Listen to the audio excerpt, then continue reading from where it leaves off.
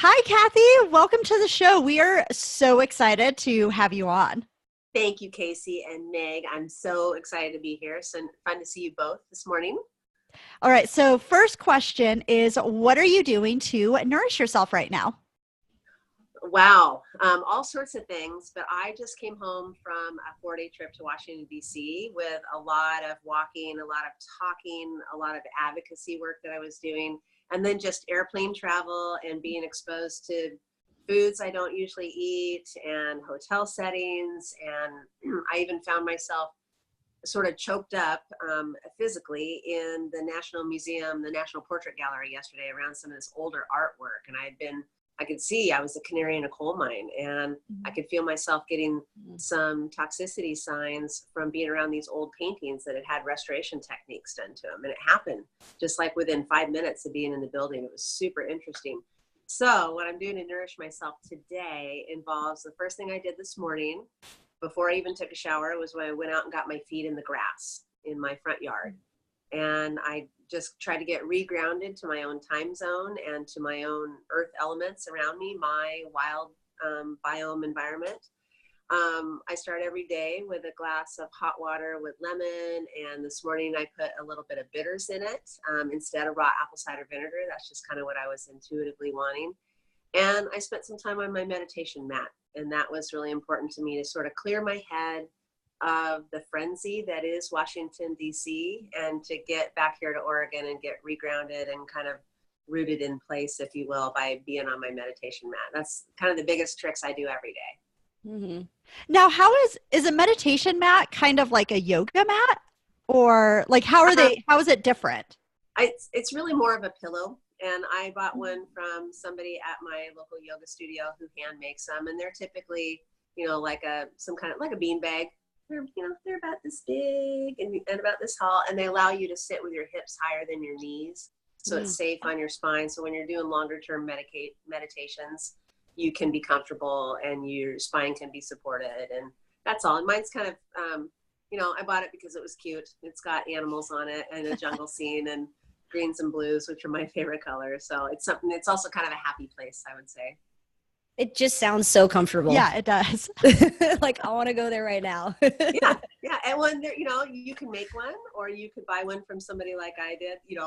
I would say seek out one that is handmade in your community rather than going on Amazon and buying one. There's all that kind of stuff on Amazon, of course, and everywhere. But to me, it was more special because I got to meet the person who made it. And I go to yoga with her 2 times a week. And so there's like a personal connection to it. And then I have it in front of a little coffee table that is from my childhood. It's something that I got to take from my parents' house when they were no longer using it. Little sort of mid-century modern coffee table. I've got a little sort of meditation altar on it. And I've got a bowl made by a very special friend there, a handmade wooden bowl. And it has, kind of my witchy woman stuff, like my crystals and my essential oils and a sage and all that. And so, just depending on the moment, I might be fanning myself with a feather, or I have a sweet little raku heart-shaped rattle that a friend made me that sometimes is a sound that I need in the morning. Sometimes I chant, sometimes I pray, sometimes it's just sitting on the mat and thinking about my day. But it's a nice way to kind of, like I said, get rooted in space and get rooted back in my body. Mm-hmm. That's so cool. I just kind of got like a little bit of goosebumps while you were saying that, because I kind of have the same thing.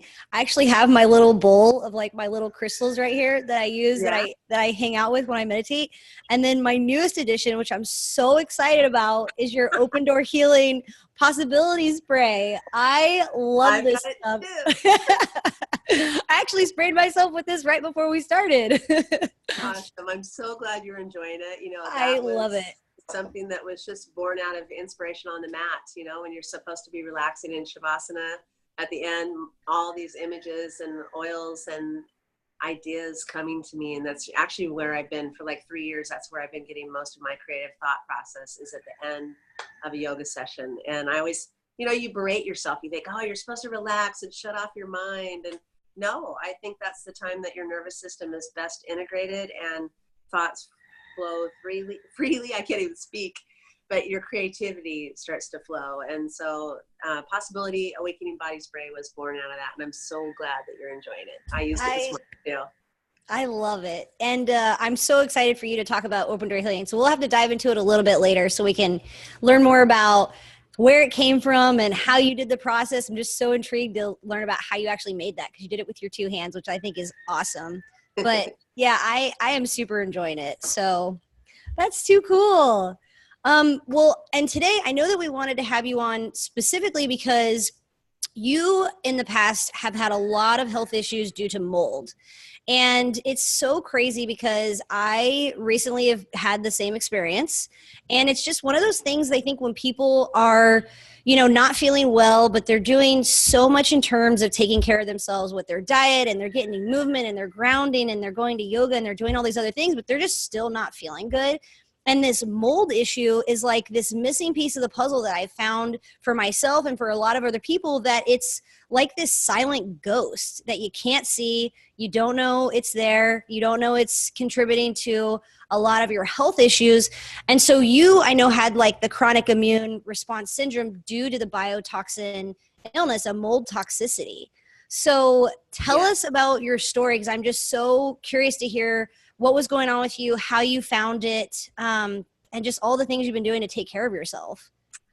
Yeah, it's been quite a journey. I'm one of those, one of the healthiest sick people, when I first got into I hate even calling it a career, the path I've been on for over 25 years, fitness and health and nutrition and body work and all the things I've studied for so long. I didn't come into this because I was an ill person. I was a super healthy person. I've been an athlete. I've been very active. I'm a high energy person. I always have been. I'm one of those people with always, way too many things going on, which, by the way, is probably key to what led to me starting to have some health issues. So it's hard to even, as I thought about it this morning before we talked, it's hard for me to even pinpoint when I knew what was going on, because when I really think back to now childhood, I can find signs that I was suffering from mold toxicity growing up. Different things that would happen to me, ear infections that started coming on when I was about 6 years old, but I'd get 1 or 2 a year, and my parents had me checked out by a doctor, and she's fine, there's nothing wrong. And then even some things, like sort of chronically susceptible skin to things like rashes, so eat something and think I'm allergic to it because of whatever was in the food, when really it was probably more that I was feeding something that was already in my body, some type of mold or some type of fungus that was creating these biotoxins. So fast forward to a busy adult life, and I've been traveling all over the world teaching nutritional therapy for about 15 years now, and lots of travel, lots of extracurricular activities too, trying to keep up my busy active life, and in the name of balance, also being on competitive outrigger canoe paddling teams and playing softball and trying to fit it all in. What I was doing was wearing my body out, and lots of exposure and lots of what we used to call adrenal fatigue, but lots of taxation on the communication system of the endocrine system and the nervous system. And I was getting worn down, but pushing through it. So how I discovered my own is I started getting chronic upper respiratory infections, and they would come on once or twice a year. And they were quite debilitating, but I kept pushing through it. I would lose my voice. I'd be teaching a 4-day seminar, and I'd lose my voice in the middle of it. I was having, I spent about, when I went and did a timeline of my signs, I spent about 3.5 years with a cough, a deep, deep chest cough that would come on in the middle of the night, sort of at the lung hour that I call it, that period of time between 3 o'clock in the morning and 5 o'clock in the morning. Every night I was waking myself up violently coughing, and I couldn't get it to stop. I started looking into, why am I getting these chronic sinus infections? Why am I getting these recurrent upper respiratory infections? Why won't this cough go away? At the same time, lots of stress in my life with the decline of my father near the end of his life, and a couple years in caregiving, environments and on hospice for a year. And I was spending a lot of time in the home that I grew up in. My father built my home. It's a beautiful home. My mother still lives there. And I have spent my whole life going home to the same home. This home is a water damaged building. You walk into the house, it's clean. My 90-year-old mother still keeps things, you know, super clean all the time. This is the silent disease that you were talking about. You don't see it. It's not like you walk in and see black mold just on the walls. But I started to recognize that I felt worse every time I was in that home environment, but not just there, also in my own home. And I was starting to be that canary in the coal mine where I could walk into a building, and I haven't had a true sense of smell for many years because of the chronic sinus infection, but I could feel it. I could feel my heart race. I could feel myself starting to wheeze. I couldn't get a deep breath. I would get, you know, instantly congested more than I was. My voice would change. And I thought, okay, I've got to start paying attention to this. And then here's how I got to the CIRS, the chronic immune response syndrome diagnosis, is typically when somebody gets to that point where your immune system has just shut down. In my instance, due to BioToxin sensitivity, I am genetically allergic to the toxins that the fungus put out, and many of us are. We don't know that until we do the genetic testing. But there's typically one onset illness, one huge immune response that becomes like the catalyst for the disease state. And that actually happened to me in Austin, Texas, teaching classes there. I was teaching in a really beautiful, fancy hotel in downtown Austin. You walk in, it's gorgeous. You wouldn't think, you know, you don't see anything there. But the very first weekend of 3 years that I taught there, I got as sick as I've ever been in my entire life. Upper respiratory infection came on hard. I had to push through my workshop weekend. By Monday morning, I was feverish. I was in chills. I ached all over. I thought I had the flu, and I just needed to get home, but I really had no business flying. I was that person sort of in a fetal position on the airplane. And that really was the cornerstone trigger for me. I had that upper respiratory infection for months, and it wouldn't go away, and it wouldn't go away. I went back to do another workshop weekend there, and I started watching what was happening to the attendees at my workshop. They were also getting sick, and people were noticing it. I could, within a half a day of being in the rooms, I could look around and watch people start to cough, watch people start to scratch their skin, watch people have to go blow their nose a lot. And I started to put it together that this is an environmental issue. I found out from one of my graduate assistants that that particular building had a black mold take over shortly after construction of the building. It's a 25-story building. They went in and tried to redo the whole HVAC system, but you're never going to get all of those spores, especially if they're not doing it appropriately. And I taught there for 3 years. So I finally started looking into mold. I looked into mold toxicity, and I found a physician who I tracked down through the Surviving Mold website and looking for practitioners who were Shoemaker protocol practitioners. And I found a naturopath who helped me get diagnosed at the time. And I'm somebody who's been treating and working with people with diagnoses for much of my career, and I've never had one. And it was this like, well, she looks like she's fine, except for she coughs a lot and she's got this chronic congestion, but I really wasn't fine. My fatigue was getting worse. My vision was getting worse. My skin eruptions were getting worse. It was all getting worse. But I finally had to accept I was sick. And that was a big thing, just that emotional component to it. Luckily, I had insurance at the time, and for the first time in a long time, I had insurance, and it helped me get a lot of the diagnostic work done, but I still had to pay out of pocket that first year. I paid about $15,000 to really figure out what was going on with me. Hence started the diagnostic testing, looking for, I had already run my DNA. I did a deeper dive into my DNA to find out that I did have the human leukocyte antigen gene, making me more susceptible to biotoxin illness. And even though, thank goodness, my diet's been great for many, many years, my immune system finally couldn't keep up with the constant assault and the re-exposure. That's the big key with biotoxin illness, is the re-exposure. And I had the testing done. I found the gene. Now I had turned on that epigenetic switch. And because I didn't really recognize this honestly, for about 6 years, it just kept getting worse and worse and worse until when I finally tested my immune system, I virtually had no immune system.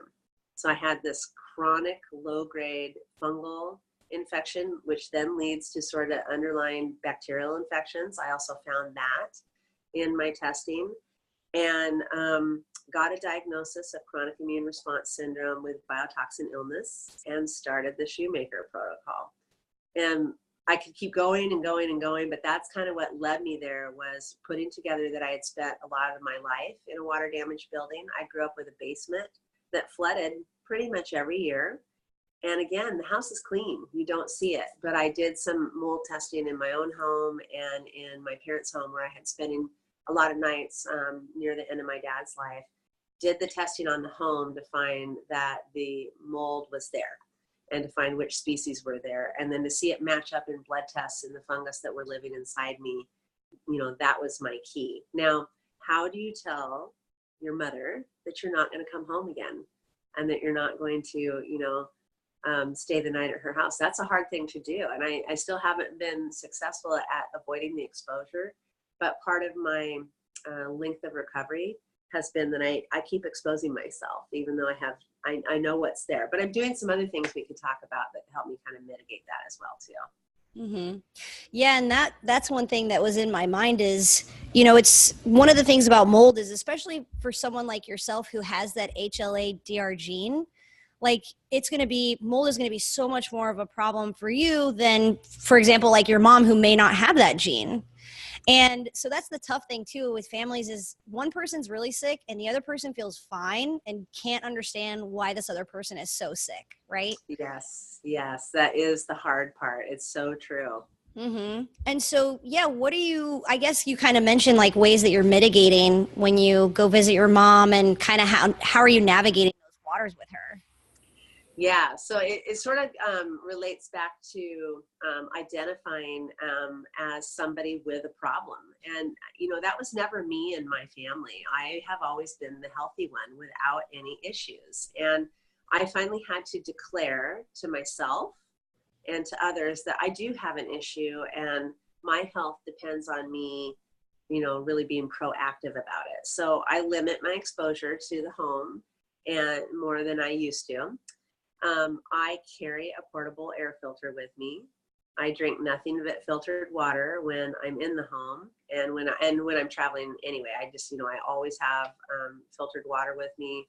I will bring a water filtration system for the shower, so that I could just unscrew one shower head in a hotel or in a home and put on my own. I do stuff like that. I have, despite being a nutritional therapy practitioner, I've never been somebody who took a lot of supplements myself, but now in part of my healing journey, I'm taking a lot of supplements, and I really bolster myself with things that are BioToxin binders when I know I'm going to be exposed like that. I, do some daily detoxification routines. One of my favorite tools is my biomat, and a biomat is an infrared heat pad with 26 pounds of crushed amethyst in it, very boosting to the immune system. And it travels with me. It's a little bit bulky. It comes in a big suitcase, but I don't take it on every trip. But if I can drive with it, I will take it. And I will spend, lay that thing out on the floor if I have to, and spend some time on the biomat. It's really what helped me clear the infection out of my lungs that I found. And I got it out of there. I still have it in my system. I'm working on ways to get it out of my sinuses and out of my head. But that biomat has been key to that, really has. Mm-hmm. Other things I do, is just make sure I get that nature grounding, so back to wherever I go, I get my feet in the grass, make sure it's not pesticide ridden grass, but I try to get my feet in the grass and in the dirt. I'm really choosy about how I eat when I go out, trying to make sure I'm just staying focused on organic foods and whole foods, and being pretty impeccable with my diet, maybe even more so when I'm traveling than I am at home. And oh gosh, I could, all sorts of tricks. I've got essential oils, and I've got crystals, and I've got, I put myself through some dynamic neural retraining. So it's a way of retraining your nervous system and your brain to say, I'm not in a threatening place. There's no harm. I can do this. And so it's sort of as simple as power of positive thought. Mm-hmm. And so while at the same time, I had to sort of identify to myself and to my family, I have an illness. I need to be respectful of it. I don't land on that too long. It's a touchstone. It's a speaking point, but I don't let myself become victim to that. I let myself be empowered by that and say, okay, I know this common factor about myself. What are the tools I can use to help me mitigate these exposures that I keep having? Mm-hmm. Yeah. Now, Cathy, have you heard of the dynamic neural retraining system, the DNRS? Yes. Program? Yeah. Okay. Have you ever used that? That I used that. So let me tell you how I used that. When I started my journey with my naturopath and I did all the testing, and I was tested for, I feel sort of lucky. My signs and symptoms aren't as bad as other people's. Mm-hmm. I definitely had the brain fog, the chronic sinus congestion, the upper respiratory stuff, skin outbreaks, visual contrast sensitivity testing has been big for me. My eyesight has been getting worse and worse. And, I laugh about, oh, now I know why some people can't get eye makeup on straight because they really can't contrast, they can't see that. And then in my discovery, I was tested for lupus, for Lyme, for MS, for Hashimoto's. I ran myself through all the autoimmune testing because this BioToxin illness can lead to autoimmunity. And I feel really fortunate that I haven't developed that. And I feel like it's my power of positive attitude, the mitigating tools I use, and my whole food diet that helps me do that. But one of the things I used was dynamic neural retraining system, Annie Hopper and Wired for Healing. I put myself through that program, but I'll be perfectly honest, because we had identified in my testing, there's a hormone called melanocyte stimulating hormone, which is an indicator of how robust your immune system can be. I had zero. In fact, my doctor looked at me and said, I don't even know how you're walking around. I don't know how you haven't developed another autoimmune condition because you have zero immunity from this very baseline place. And I said, I think it's just because I have a strong constitution, right? But there is something to be said with that. And we identified this microbe in me, a form of pneumonia that I was identified with as part of this fungal bacterial dance going on in my body. So I started on a really hefty protocol that really challenged me. It challenged me ethically because I'm a holistic provider. I believe in doing things and letting the body heal itself. And here I was on a med routine, and I was taking, cyclical rounds of antibiotics and antifungals and boosting myself because of that with supplementation so that I wouldn't do too much damage to my gut microbiome. But I was really tortured about it. And I started in January and started this protocol, and I had agreed with my doctor that I would do this for 2 years. And luckily I wasn't having any,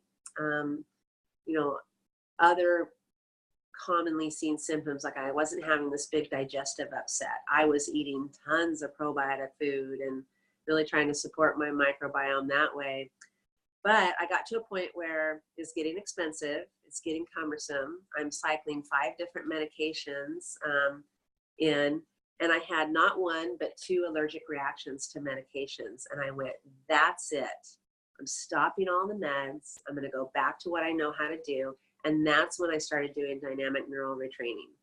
So I did the routine from January through June of that year. And then I declared July of that year, 31 days of Thunderful.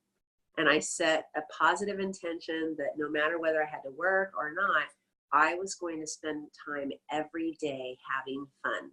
I was going to laugh. I was going to play. And, it was summertime. So, of course, the weather cooperated nicely. It was the first time in 10 years I didn't have a course to teach over the summer. So my workload got a little bit lighter. I employed Annie's dynamic neural retraining system, and I just changed my brain because I wanted to. And it made a huge difference. Now, here's the problem.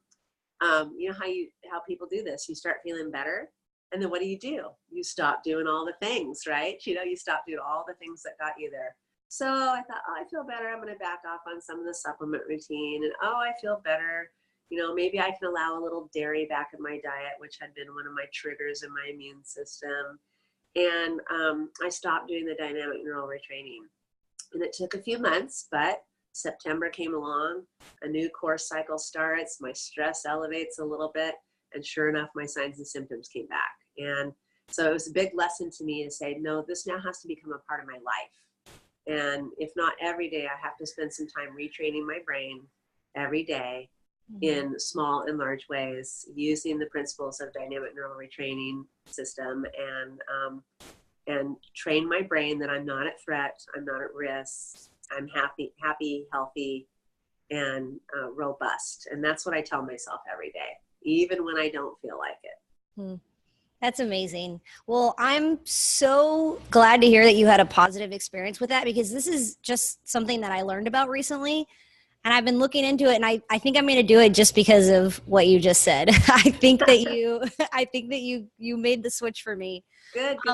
Yeah, and it's a cool resource too. I mean, we learned about this from one of our clients, and I think that it's definitely a tool that can help a lot of people. So this is neat. I'm going to have to put myself through that. So that's really cool. But yeah, I mean, it's very interesting, because you were talking about all of the diagnostic testing that you were doing for MS and lupus and all of these things. And that's the other rabbit hole that a lot of people get stuck in when they're dealing with mold is, they think it's all of these other autoimmune diseases or issues, and they just can't pinpoint what it is. So they get tested for all of these things, and it's like they look fine for everything, and they just can't get to the bottom of it.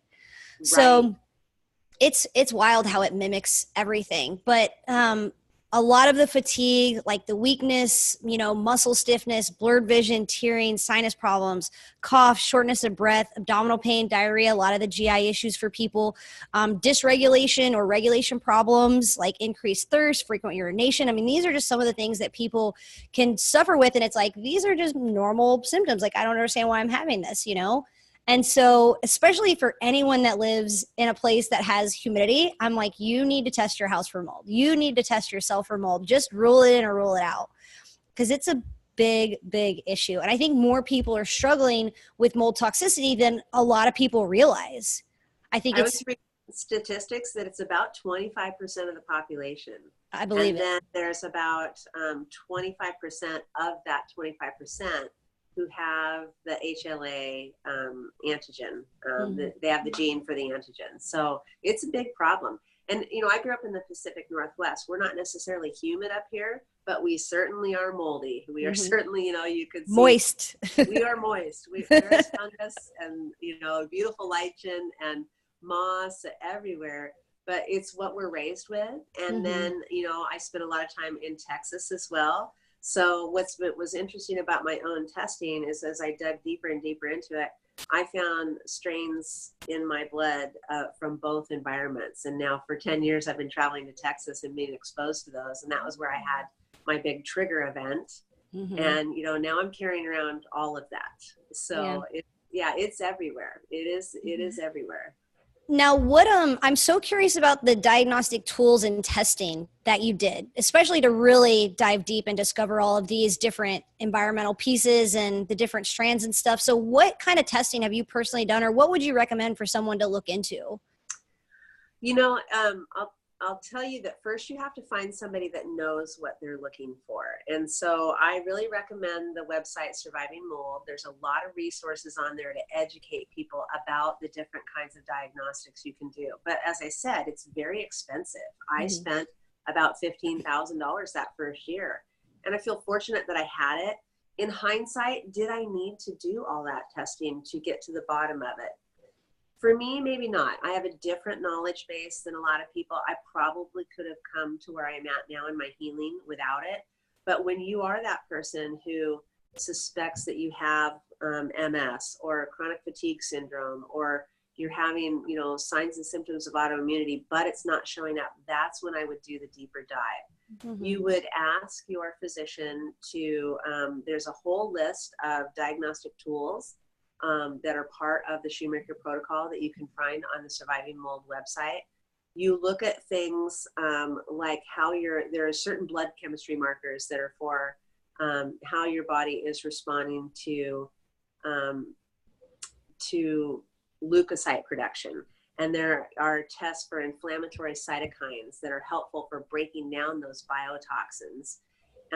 And so you are tested for interleukins, and you're tested for this melanocyte stimulating hormone, which is what's starting to kick out the natural killer cells and the T cells in the first place, that then target the B cells that are the making the antibodies against the antigens. And when that's not working, and you have zero numbers like I do, you know that your immune system is in trouble. And then when your immune system is that compromised, that sets the stage for so many other inflammatory conditions as well.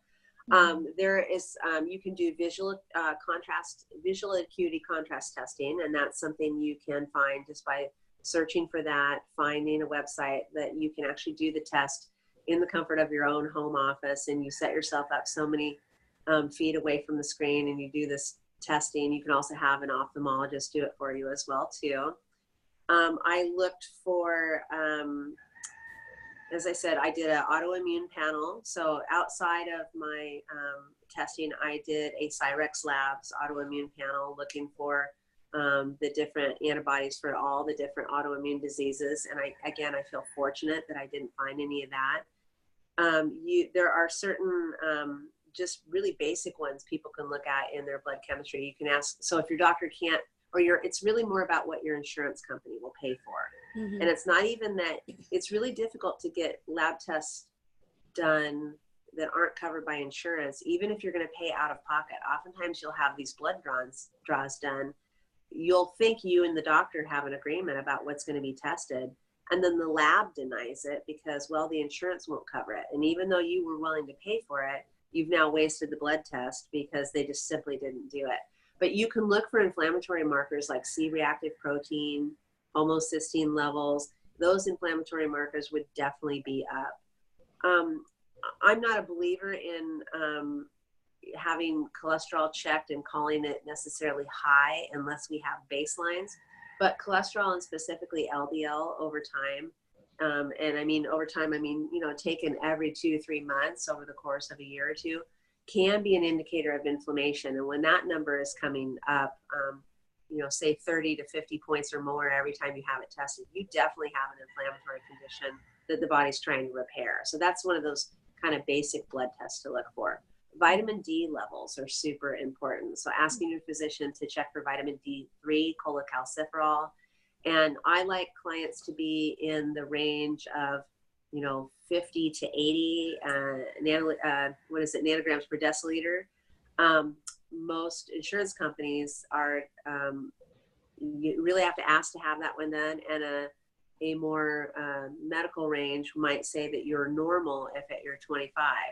It's not enough vitamin D3 to contribute to the immune system response when you have a biotoxin illness. So I definitely want to have that checked. There are other cytokine, interleukin values I could give you, but I think it's easier just to go to the Surviving Mold website and take a list at the list there. Some of them, again, in hindsight, were they necessary for me to have done? No, it really hasn't changed the course of treatment. I went back about after when I declared Thunderful that July, and I did my dynamic neural retraining. I did go back and have some of those inflammatory values done, the melanocyte stimulating hormone value done, C-reactive protein, homocysteine, some of the interleukins and the pro-inflammatory cytokines, and my values had changed. I could see my immune system was responding. So as a consumer, what I've chosen to do is to not keep doing the testing, but to know my body, to know my signs and symptoms. I can look at some of the basic blood chemistry markers and see the improvements without having to spend the money for the really expensive stuff that insurance typically won't cover. Mm-hmm. Yeah, and that's fascinating because I wasn't really thinking about all of those markers like your cholesterol and your homocysteine and your C-reactive protein. I mean, we know that those are inflammatory markers, but it's fascinating. I never thought about that for mold. Where my functional medicine brain goes is like the mycotoxin test by Great Plains Laboratory. Like that's a great urine panel to see if you have mycotoxins in your organs.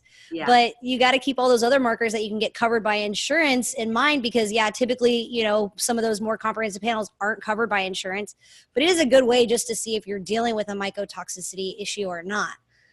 Yeah, let me add to that, because I did the urine challenge. I did have that, and that was one way I identified the mycotoxins. And then I had a deeper read on my genetics, and so that I identified the gene. So now I know, okay, I am that person that once I flip the switch, the mycotoxins are present in the urine, they're present in the blood, and now I know I have turned on the gene switch that I already had.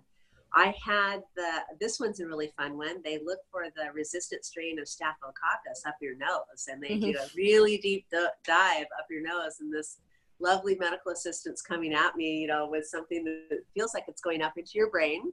But it's a little scary. It hurts a little bit, but not badly. It's just one time. And so you get checked for antibiotic resistant strains of Staphylococcus, which can live in the body for quite well for a long time, and they also feed the fungal infection that creates the biotoxins. So I did that testing as well too. Gosh, I'm trying to think about all the other things I did, but again, I think because it's expensive and because you know, you could do stool testing looking for certain microbes.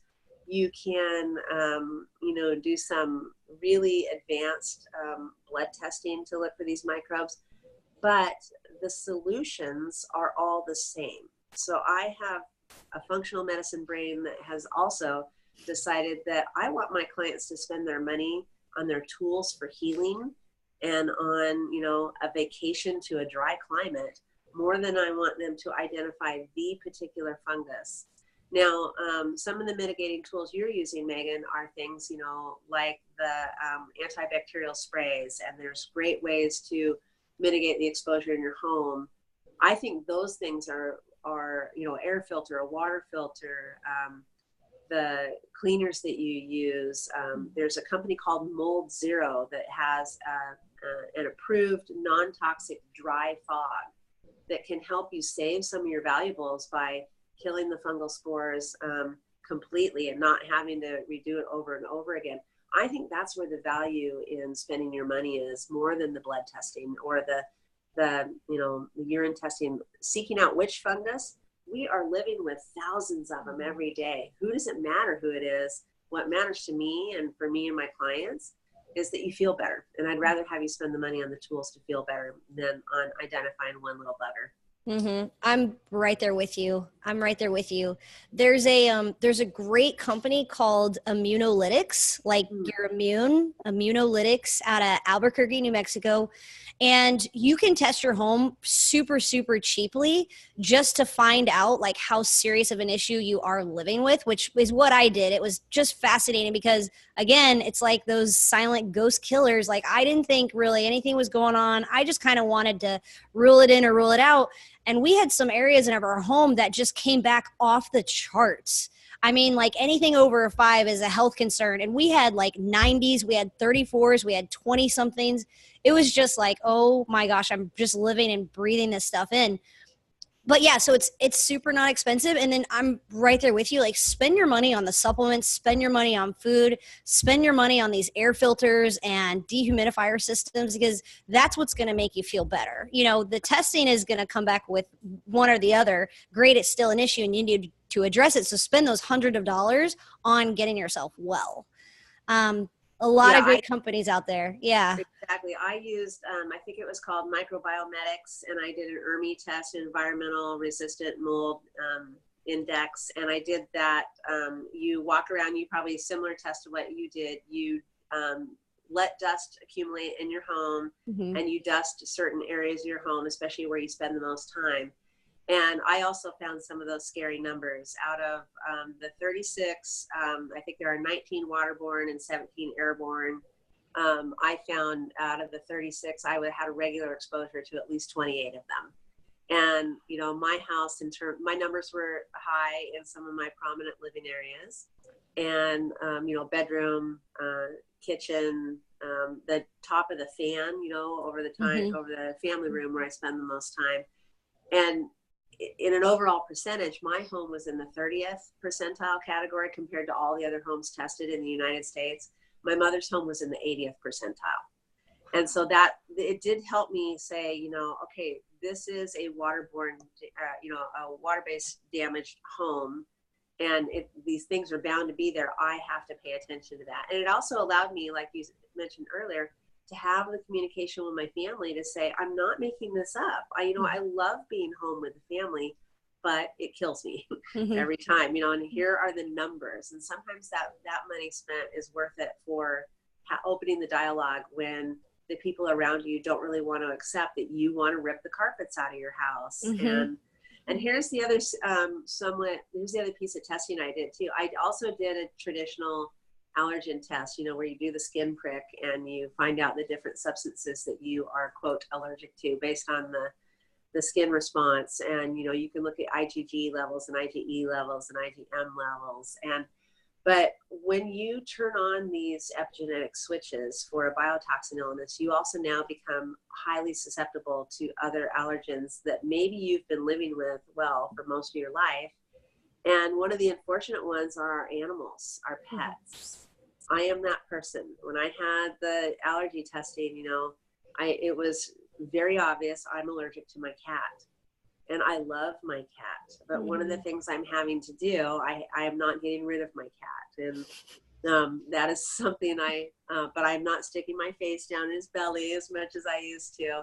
But I'm also, in part of my healing, I have a planned absence from him, and I will be using homeopathics against animal dander. And the key for that is you have to have complete removal of the stressor, of the animal dander, of the mold toxins, all that, while you're doing the homeopathic treatment. And so that's something else for people to consider, is that you really do have to look at, once you have turned on this epigenetic switch that you may or may not have, but once those symptoms come on, you become susceptible to a lot of things in your environment, and beyond just the foods we eat, but also the animals we love, and you know, your favorite couch that you've had for 10 years that the dog sleeps on all the time, you may have to get rid of it.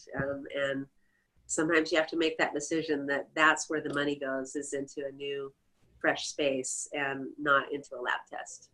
So true. Yeah. And there's also, there's a company called CitraSafe, and they're actually making a ton of products that you can clean your home with. So especially for people, I mean, some people, mold is such an issue that they have to like get up and move and just leave all their belongings, which is so unfortunate, but it's a very realistic fact for some people.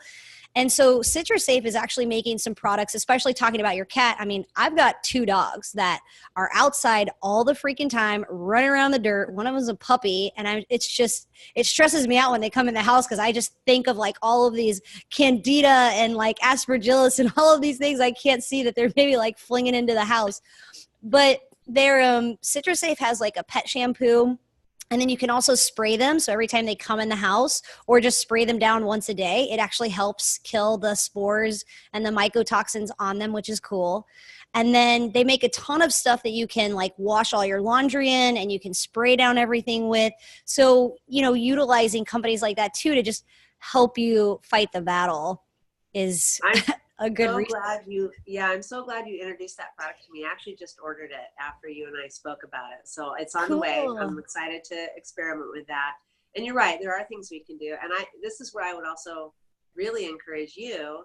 That's where dynamic neural retraining comes in. So you aren't so afraid of the dogs coming in and out of the house and thinking about all those things that are going to attack my immune system, attack my body. You can create language for your brain that, you know, I am doing things. I am safe. I am not going to be susceptible to this. Now, I firmly believe in the power of intention and on rewiring your brain. This is what Annie Hopper teaches us in Wired for Healing. And so I would encourage you to use your animals in that dynamic neural retraining and sort of reframe your thinking around that, so it doesn't become a stress to your body, because there is evidence that we can stress our immune system into a response that is completely unnecessary. It's so true. The mind is so powerful. I mean, there are literally ways like what we're talking about with retraining your brain that have scientifically proven on a cellular level, it shows the healing that can happen when you just think these healing positive thoughts and you retrain your mind like this. It's like rewiring the train tracks, like laying down a new path, right? To go to the green pasture versus the dead, mountain range or whatever it might be. It's extremely powerful. And so on that note, I also, because Cathy, I would love for you to talk about open door healing.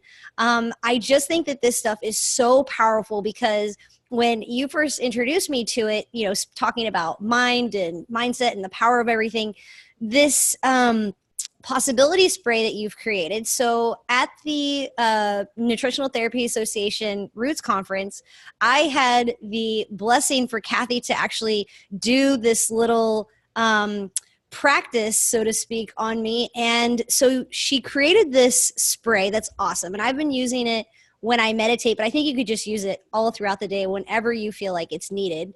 It's just there to be a healing tool and an absolutely wonderful light of energy.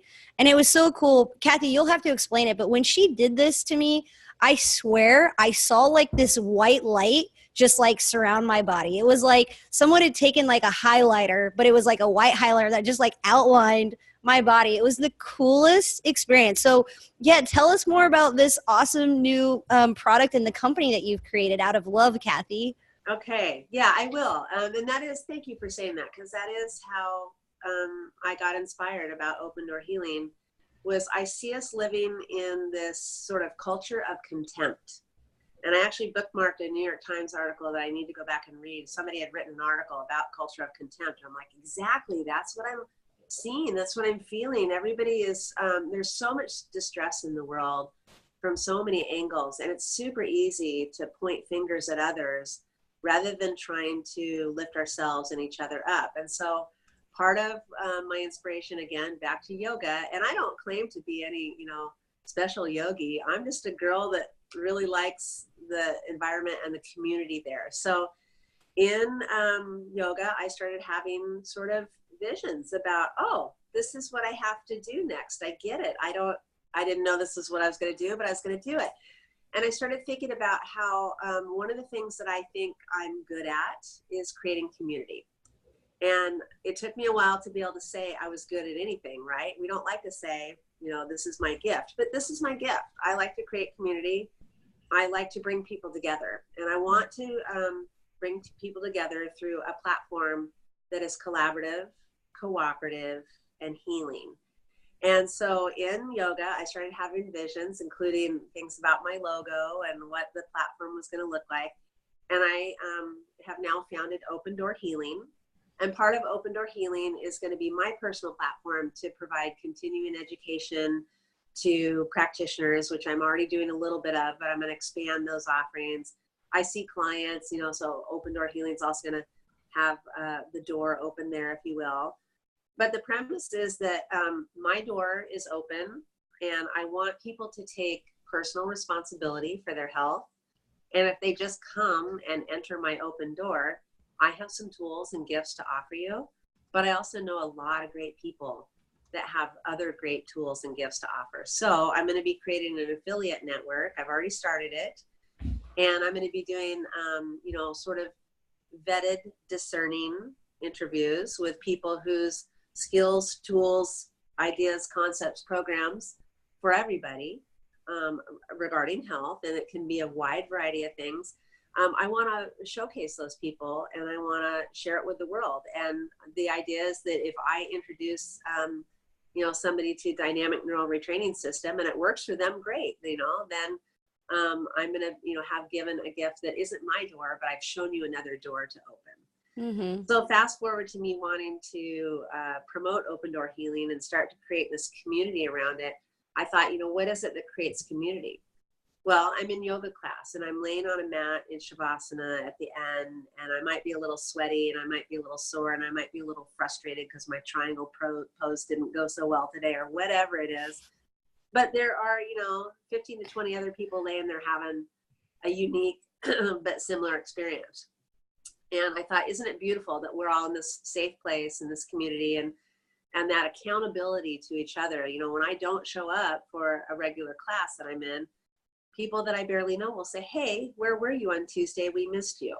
And I think we need to sort of keep each other accountable that way. So here I am laying in Shavasana, and I'm starting to think about what open doors mean, and what they mean to me is possibility. They mean potential. They mean, as long as I step through it, I'm going to find a possibility I didn't have before. And I started seeing and having come to me essential oils and crystals and moon cycled water. And I'm like, what am I doing? This is not my specialty. I'm not that much of a, energetic expert in all this, but I started to have an idea about it. So I talked to my good friend, Amy Lupton of Life Root Botanicals, who is an expert on that. And I said, I need your help. I need you to co-create this with me, because I have this vision. I know what I want it to be. And I want it to be, the word you use is practice. That's perfect. Practice, ritual, habit. And these are the things that change our behaviors to change our life, and to implement the healing tools to make us do the things that lift us and support our healing every day. So I created Possibility Awakening Body Spray. This is co-created with, and maybe Megan and I can do this together. Casey, I'm sorry you don't have any with you right now. I know, I'm so sad. I know, I'm just bummed. I feel like, okay, well, we're going to do this energetically for you, okay? So the idea is that this is a Open Door Healing and Life Root Botanicals co-created blend of moon cycled water. So I put Oregon spring water out in glass jars under the light of the new moon to the full moon. And I'm doing this every month. Inside each bottle, can't really hear it, are selenite crystals. And selenite is a crystal. It's also known as gypsum. And it grows abundantly in caves in lots of parts of the world, particularly in Northern Europe. And it's a crystal and a stone of insight and intuition. And to me, that's another way of saying possibility. What do I see? I came up with, Amy and I came up with a blend of Palo Santo, sandalwood, cypress, myrrh, ginger, and lime. And I gotta say, it smells really great, but each of those oils have their own properties that I wanted to bring to it. And the idea is that you use this as a ritual to awaken you to your own possibilities. So is it the essential oils and the moon cycled water and the crystal doing this, or is it the ritual? I think it's the community and the energetic force we're creating around it, this positivity, this potential where everybody's seeing, I have possibilities I didn't know before. So what we do is we just give the bottle a little shake, and you hold your hands in this nested palm gesture, a mudra, if you will. And this is sort of the universal sign of generosity and receptivity and openness. And you inhale deeply, exhale long, slow, fully. And then you spray Possibility Awakening Body Spray. And I'm going to do this for you, Casey. I'm going to energetically do this. I'm ready. Okay. Over your belly, your heart. I'm getting some too. Your throat and your head. And as you spray over the head, you inhale once more deeply. And then you affirm to yourself or out loud something like, I am awakened and ready to open all doors of possibility presented to me. And you let that sink in a little bit. And it was really impactful to do this in groups. It was really impactful to do this in one-on-one, and to hear the language that came out of people after experiencing it. Casey, I know you can't smell it, but can you imagine yourself doing this every day? Yes. And even without the spray, I would like people to just form a habit like this, affirming to themselves and to the universe, you have possibility. You have possibility you haven't even tapped into yet. Mm-hmm. And you and Megan met, and you created possibilities, and you're creating possibilities with the work you're doing together here. Mm-hmm. And I was getting words like, I feel calm. I feel centered. I feel balanced. I feel awakened. I feel uplifted. Mm-hmm. One woman looked at me and she said, my grandmother. I'm at my grandmother's kitchen table and I'm eating her famous spaghetti. I haven't thought about that house in years and how happy I always was at grandma's house. This was the kind of reaction it was having. And I'm getting amazing feedback from something that I just wanted to gift to the world. And the first, at the Roots conference, I made this a fundraiser and a donation to the scholarship fund that the Nutritional Therapy Association offers in honor and legacy of my friends Jennifer Paco and Dana Brown. They were two instructors who passed away in the last couple of years, well before their time. And it meant a lot to me to want to open the door to possibility for somebody else. So I gave to the scholarship fund. And Life Root Botanicals and Open Door Healing plan to continue this line. And it's always going to have a philanthropic portion of every bottle will go to a different charity monthly, if you will. So we're really super excited about this. But I think what we're really creating with this is a field of energy, a community of people who wants to lift themselves up, awaken themselves. And by all doing it individually or together, we're going to lift each other up and create many, many more positive, healthy possibilities for each other. Oh, I love that so much. Thank you. I mean, just everything about it, the philanthropic part, and I need to order some. Okay, you get a little card when you order it. You can, we're working on our e-commerce site on opendoorhealing.co for community. Okay. So don't go to opendoorhealing.com, opendoorhealing.co. Okay. And you can also visit Life Root Botanicals. And liferootbotanicals.com will also be offering Possibility Awakening Body Spray. And you'll get a little card that reminds you of the gesture and the suggested mantra. But even if you just wanted to say, you know, I affirm that I'm having a great hair day and I'm going to rock it, right? You know, love it. Yes. Whatever you want to affirm that is opening a door of potential for you to make every day a little bit better. That's the key to this community. That was my affirmation just now. It was, I am loving this moment and soaking it up for every single second. Grateful for it. I thought you were thinking of a great hair day. Clearly not. Okay. Clearly not. Oh my goodness. Oh my gosh. Well, Cathy, that was beautiful. Thank you so much for running us through that. Yeah. That just made my day. Yeah. Good. Mine too. Yeah. Mine too. It is. There's something about it that is, we just pause. And I think when we pause, we find our possibilities and we find our potential. Open Door Healing is going to have a few other tools coming out, sort of in that brain retraining category. Cool. So stay tuned for that. Cool. And follow Cathy on Instagram and Facebook, right? Yeah, Instagram and Facebook, please do. Yeah. Cool. Yes. So tell our listeners where they can find you, Cathy. Okay, you can find me Facebook, Open Door Healing, also Cathy Eason. You can find me on Instagram, Open Door Healing, and at Cathy Eason. You can find me on the web at opendoorhealing.co for community.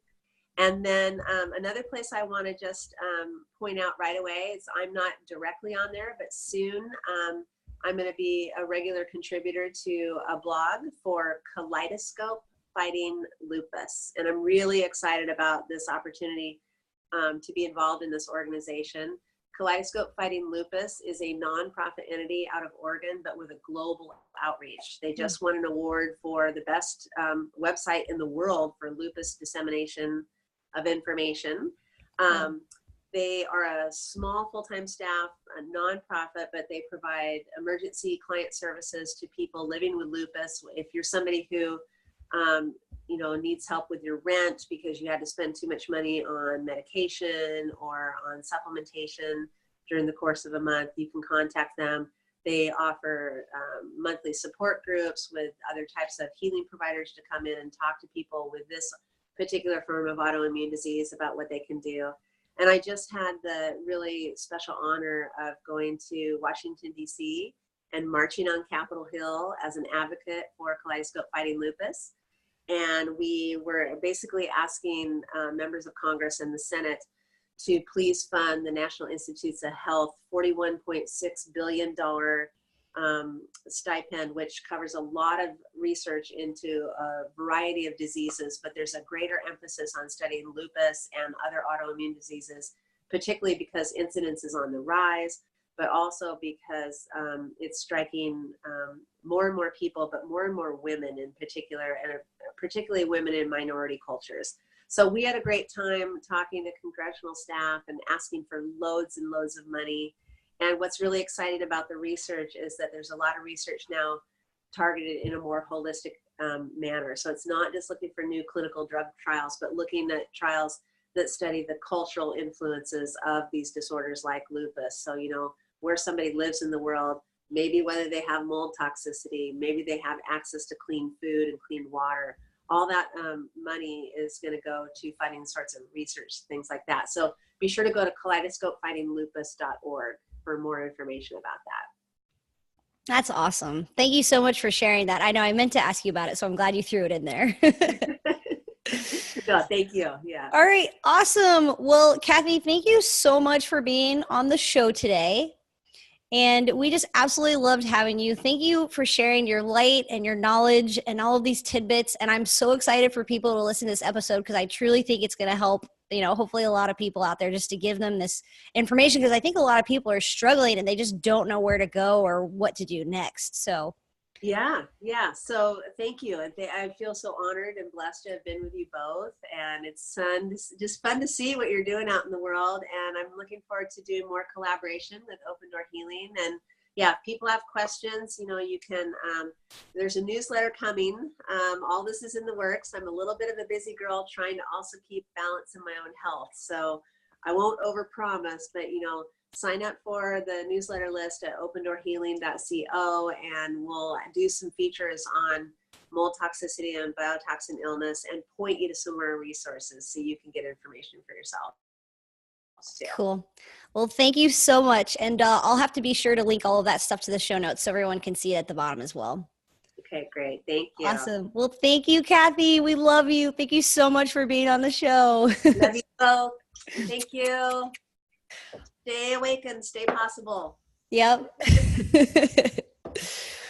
All right. Now, Cathy or Casey she just had to step away, and she's recording this. So now I need to figure out how we can stop this recording. So just bear with me for a second, and I will just cut this out at the end. Hold on, Cathy. Okay. 1 sec. Yeah, Casey, oh, hey, there you are. Hey, how do we stop the recording? Oh, whoops, I have to. Okay, yeah. So we said our closing remarks, and then we kind of paused and